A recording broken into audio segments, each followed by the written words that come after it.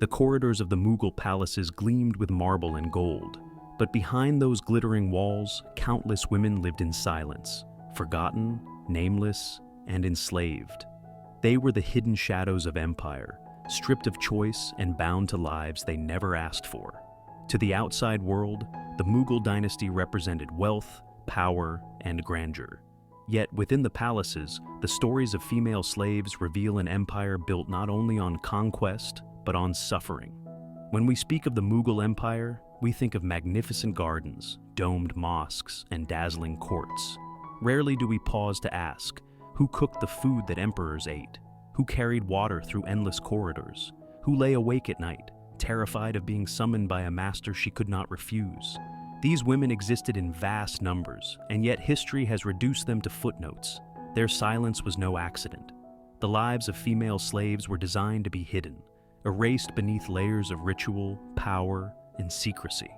Chroniclers described emperors with reverence, but when they spoke of women, it was as property, bought, sold, exchanged. Behind the beauty of the Mughal palaces stood the invisible chains of those who lived inside them. This silence matters. It matters because history without its victims is incomplete. It matters because the suffering of these women was normalized to such an extent that it became invisible, even celebrated in the chronicles of empire. And it matters because their pain echoes in the world today, where millions of women still endure exploitation under different names. This story is not about emperors and battles. It is about the women who endured them.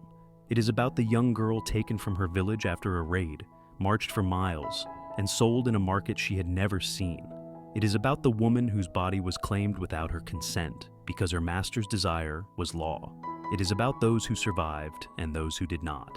To uncover their stories is to strip away the glamour of the Mughal courts and confront the shadows that history prefers to ignore. These are not tales of romance or luxury. They are stories of control, exploitation, and pain, woven into the very fabric of one of the world's greatest empires. And so, we begin with the question no one asks. How did these women end up in chains in the first place? The journey into slavery often began in fire and blood. For many women, the path to the Mughal palaces started on the battlefield. Armies swept through towns and villages, leaving behind destruction, and carting away the living as spoils of war. Young women were seized not for their voices, their names, or their dreams, but for their bodies. To the victors, they were rewards. To the defeated, they were lost daughters. In Delhi, Lahore, and Kabul, slave markets thrived as extensions of empire. Traders displayed women like wares, foreign captives from Central Asia, Rajput princesses taken after sieges, Hindu villagers uprooted from the countryside. Price tags were determined not by humanity, but by beauty, youth, and obedience. A woman's worth was measured by how desirable she appeared to men who had the power to buy her. These markets were no hidden shame. They were public, accepted, and even regulated.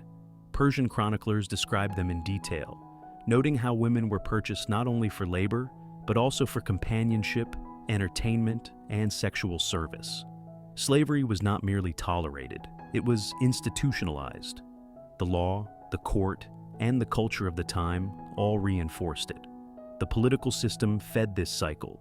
Mughal emperors rewarded generals and nobles with women after successful campaigns.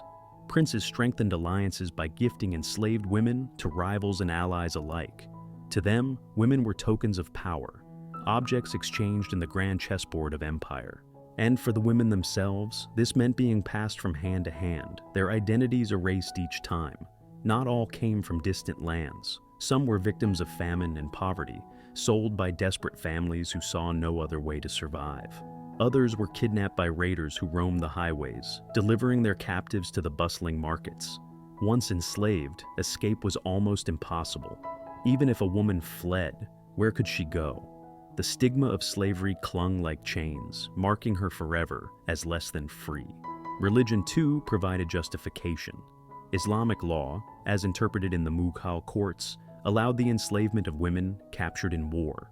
This gave empire a moral shield, cloaking brutality in divine approval. While many rulers prided themselves on justice and tolerance, they rarely questioned the practice of female slavery.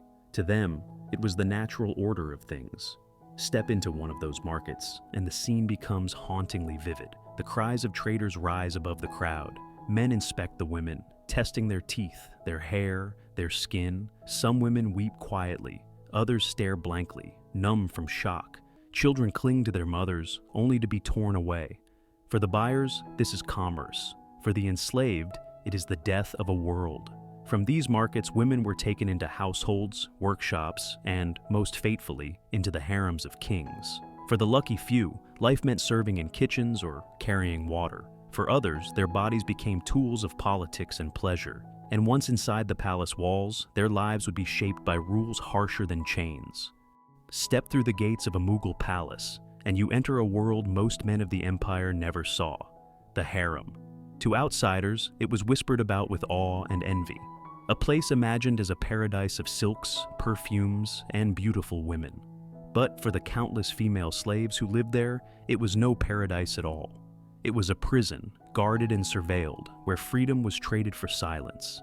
The harem was not simply the emperor's private quarters. It was an institution. It housed wives, concubines, attendants, musicians, dancers, seamstresses, cooks, and guards, many of whom were slaves.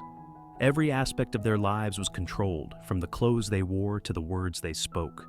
Few ever left.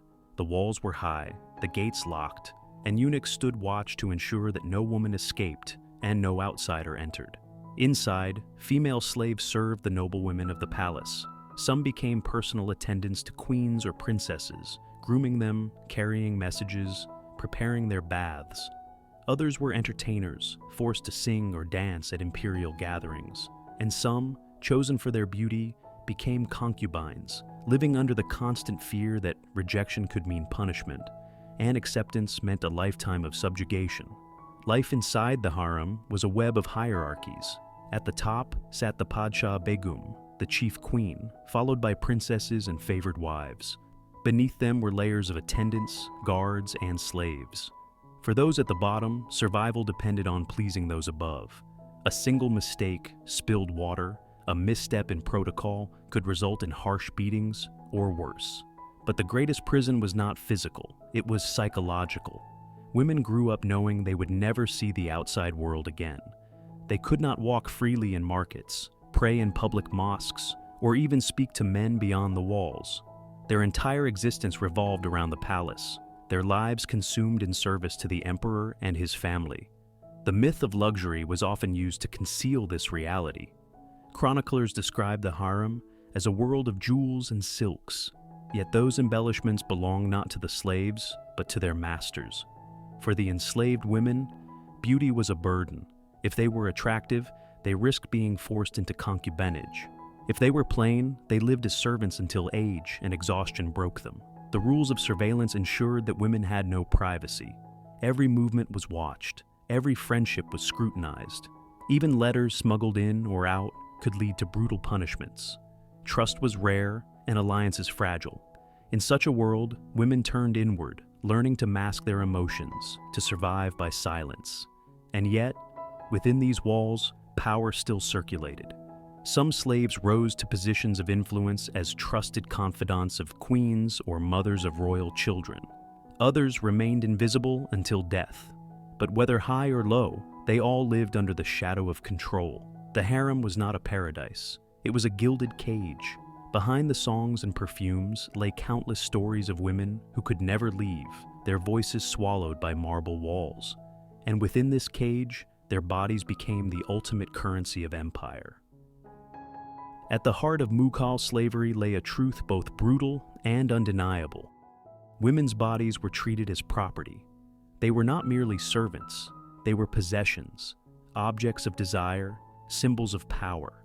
To the emperors and nobles who owned them, consent was irrelevant. A slave woman's body belonged to her master, and every aspect of her sexuality and reproduction was controlled. Concubinage was a normalized institution. Female slaves, chosen for their beauty, were placed at the emperor's disposal. Chroniclers praised emperors for the size and splendor of their harems, but behind those numbers were women who had no choice in their fate. To be summoned to the emperor's bedchamber was not an honor, it was a command. Refusal was impossible, submission was survival. Records speak of emperors with hundreds, even thousands of concubines. Akbar's court chroniclers described how women from across Asia and India filled the palace chambers. Jahangir and Shah Jahan inherited this system, maintaining harems as measures of wealth and masculinity. For the empire, a vast harem was a symbol of grandeur. For the women inside, it was a life sentence. Beyond concubinage, reproduction itself was tightly controlled. If a concubine bore a child, the child belonged to the emperor, not the mother. Some women gained status as mothers of princes, but many more were cast aside once their youth faded. Their worth was tied to fertility, beauty, and obedience. Once those faded, they were often forgotten. Travelers and chroniclers left chilling accounts. European visitors to the Mughal court marveled at the discipline of the harem, describing how women were trained to obey without question. Persian writers spoke casually of women gifted to generals or sold after the death of their masters. The language of possession was everywhere. Women were given, taken, kept. Rarely were they named as individuals. Punishments for disobedience were severe. A concubine who defied her master risked beating, mutilation, or execution. Some were drowned in palace fountains, others locked away until death. These stories whispered in chronicles reveal the fragile line between privilege and annihilation. To be favored meant temporary comfort. To fall from favor meant ruin. Even outside the palace, the lives of enslaved women were defined by exploitation. In noble households, female slaves were often used as concubines by their masters, their sons, or their guests. In markets, they were bought not only as workers, but as companions. The language of commerce cloaked the language of violation. To the empire, this system was normal. To the women, it was trauma. Their bodies were no longer their own. They lived under constant fear, unable to refuse, unable to resist, stripped of dignity and autonomy, and yet, hidden within the chronicles are fragments of their pain. Stories of women who cried out during auctions, stories of those who begged for mercy, stories of those who vanished in silence, their names erased. These fragments are reminders. Behind every statistic of 1,000 concubines was 1,000 human lives, each with dreams, fears, and voices that history ignored. The Mughal Empire celebrated its palaces and gardens as wonders of civilization. But within those wonders lived women who were reduced to property, their suffering normalized by the laws of men and the silence of history. And for some, survival meant not just obedience, but resistance. Not every woman in bondage surrendered to silence. Even within the suffocating walls of slavery, sparks of resistance flickered, fragile yet powerful. Some resisted in quiet defiance, others in tragic final acts that denied their masters absolute control. For many, resistance began with small rebellions. A stolen glance, a smuggled letter, a whispered prayer in the dead of night. In a world where every action was controlled, even the smallest choice carried weight. Some women built alliances with one another, creating networks of survival that offered fragments of comfort against their shared misery. Spiritual devotion also became a refuge. Women turned to faith, reciting prayers, fasting, or meditating, as ways to claim an inner freedom their bodies were denied. Chroniclers hint at slaves who clung to divine justice, believing that while men owned their bodies, their souls remained untouched. Yet others resisted with heartbreaking finality. Some women chose death over slavery. Stories survive of captives leaping into rivers during forced marches or poisoning themselves inside palace walls. These acts were not simply escapes. They were silent protests against a life without dignity. To die on one's own terms was, in a sense, the only freedom left. A few rare women carved paths to influence. By bearing royal children or becoming trusted confidants, they gained a measure of security and even sway over palace affairs. But these cases were exceptions, and even they carried the scars of exploitation. Their rise did not erase their beginnings as property. The silent suffering of the majority is harder to trace. Most left no words, no names, only shadows and chronicles written by men who saw them as ornaments of empire. Their voices were buried, their pain normalized. Yet the very silence speaks volumes. It tells us that history was written to glorify power, not to remember those crushed beneath it. And so, we must imagine their struggles, their resilience, their attempts to cling to fragments of humanity in a world designed to erase it. Theirs is not a story of victory, but of endurance. And endurance, too, is a form of resistance. From these silent struggles, we step into our own time, where echoes of their suffering still resound. The Mughal Empire is long gone, but the horrors its enslaved women endured are not confined to history. Across the world today, millions of women are trafficked, exploited, and treated as property, reminders that the chains of the past have not been broken, only reshaped. The stories of Mughal-era slaves echo in modern headlines. Women still vanish from villages, taken across borders and sold into markets where their bodies are bought and owned. Brothels replace harems, and traffickers take the place of palace guards. But the essence remains the same: power reducing women to commodities. Even in societies that claim progress, exploitation hides in plain sight. Migrant domestic workers trapped in abusive households, girls forced into child marriages, women silenced by systems that refuse to see them as equals. All are modern reflections of the same cruelty once written into the laws of empire. History warns us, what is normalized becomes invisible. In the Mughal courts, female slavery was not seen as scandal. It was accepted, celebrated even. Today, silence still protects abusers. Every time society looks away from exploitation, every time suffering is dismissed as normal, the past repeats itself. Remembering the women of the Mughal harems is not an act of nostalgia, it is a moral duty. Their suffering cannot be undone, but it can be acknowledged. Their stories, though buried, must be spoken, for they reveal a truth larger than empire. That power without accountability will always find ways to enslave. The palaces that once held them are now monuments of tourism. Visitors marvel at domes and arches, rarely asking who polished the marble floors, who cried behind the lattice screens, who bled unseen in those golden halls. To remember them is to strip away illusion and see history for what it was. Their voices may be lost, but their echoes remain. In the struggles of women today, in the urgent call to confront exploitation wherever it hides. The empire they served is gone, but the fight against bondage continues. And the question history leaves us with is simple: will we remain silent, as others once did?